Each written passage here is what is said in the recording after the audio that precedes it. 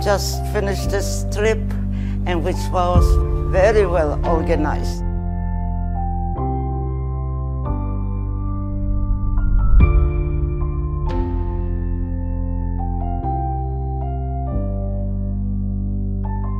Every Jewish person should go see what went on during the war.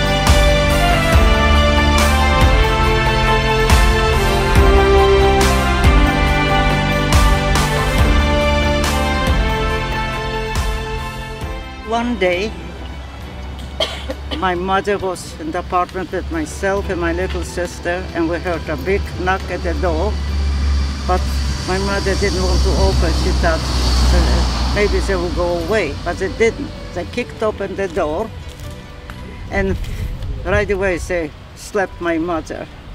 And we started to cry, and the German said to my mother, "Why didn't you open the door?" So she said, "You know, my little girls, they're crying, they're scared." They asked, "Any men around here?" So they looked around at the apartment. Thanks God there was no man. So that time my mother said, "Thanks God, my sons are not here, and my husband." My father was somewhere, I don't remember where.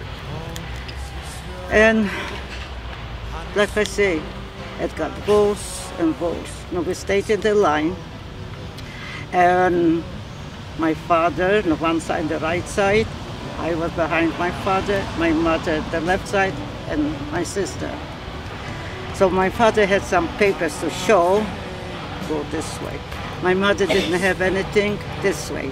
Then I also had a little paper, I don't remember what that was, this side, and my little sister, this side. And never saw them again. In the beginning, they said they're sending them to war, but that time we didn't know what's happening. They're going straight to the gas chamber. At the time I was in the bunker, and this lady with the two children, she was taking care of me. After being there a week or two in the bunker, was unbelievable. It was so bad that I knew we're gonna die anyways. So I said to this lady, you know, I'm gonna go out from the bunker, see what's going on. I said, maybe the war is over. And she said, no, don't go, because I promised you Dad to take care of you. But her name was Stella. She had two little children. I said, but I cannot stand here anymore. But she said, please, please don't go. The baby didn't stop crying. So she says to me, you know, Yurka, I cannot stand the baby suffering so much. I'm gonna choke the baby. I said, you know, we're gonna die anyway, so what's the use? She puts her hand on the baby's mouth, and the baby stopped crying. This is the infamous place known to many of you, and some of you may well have read the book by Leon Uris called Mila 18. You are now standing on the remnants of the bunker of what Mila 18 once was. They're burning the Jews in the forest. They're burning the Jews in the forest. But in January 1943, Himmler lands his plane in Warsaw. He wants to make sure that what the Führer has requested, that the whole of Poland will be Judenrein, Jewish-free, by the end of 1942, has happened. Mila 18 symbolizes two things, and one of them you're about to hear in a second. It symbolizes the idea of the rebellion of the Jewish people. The concept of what will take place here, from here being the headquarters of the uprising that you're about to hear, where a band of Jewish people held off the German army longer than the whole of the Polish army did. It was only my father and I, because everybody was already gone. And we had to put the lights out because the Germans were already around the building. And this is what the last Seder and the last time I saw my father. I went into hiding, and my father had walking papers, so we thought he's going to be saved, but he wasn't. The Germans took us to the Umschlag. Mila 18 was very well known to the Jewish community. It was a strict Jewish street. You could find there everything. And God forbid, she said, you're gonna get cut. Don't say somebody gave you. Just tell them. You saw a package, you thought it's some food, so you picked it up. And it was ammunition. So I said, okay, I'll be very careful. I didn't have to wear the Star of David. I said, I will do it for you. How old were you? That time, 11 years maybe. 11 years old, yeah. Okay? Why didn't you want to? Hard second for the stuff. Yeah. She got out to get the stuff. Yeah. So I said, okay. She gave me a package, and she said, put on, because I was so skinny, put on something loose, so you're gonna put it around your stomach. And when I was walking, and I saw the Germans, I knew something, you know, I was doing something wrong. And I looked at them, and they looked at me, and I just kept on walking. And she gave me instructions what to do. I remember like it would be today. The second floor, on the right side, she said, knock at the door and get this number, give the package, and don't ask any questions, and run back. And that's what I did. And with those, maybe those bullets, they killed 2 Germans. But by the end, it wasn't so pretty. They buried Mila 18. You heard about it? It was a book, Mila 18. Yeah. And most of those kids died anyways. Majdanek is 6 fields. It was meant to be 3 times bigger than what we see here. The biggest problem is the Russians walked in too quickly.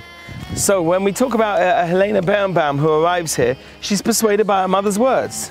She said, don't think they're going to kill us? She says, no, they're not going to kill us. After all, we saw the women working in the fields. 1 blanket, a pair of pajamas, terrible food. I want you to understand that you are now in the kingdom of evil. They said, you know, after a while, you're going to go take showers. And we knew already the showers is not showers, it's guest chambers.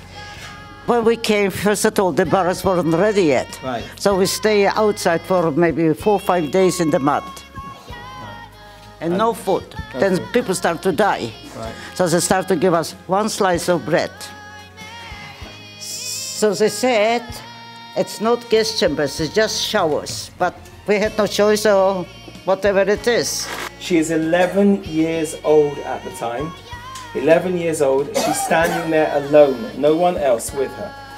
And the father gave her a pill. He said, before you go into the guest chamber, don't suffer, take the pill. I went back, and I was lucky. Another table, another soldier asked me to come over, and I gave her name. And she survived together with me. Yeah, when we arrived, there was no toilet, but we had to use, so we had to dig our own hole. So we had no water, and the blood was running from our hands. And one girl, she got a little deeper, and she fell. So we tried to pull her out. She was a short little, maybe 12 years old, maybe 30. She started to yell, don't take me, I want to die already. Leave me alone here, leave me alone. Let me die. But we pulled her out. She said, sometimes Hashem gives us tiny gifts, a tiny little gift, and that little gift is enough to carry you your entire life. 96-year-old woman, this is what carried her, the 2 yoke story.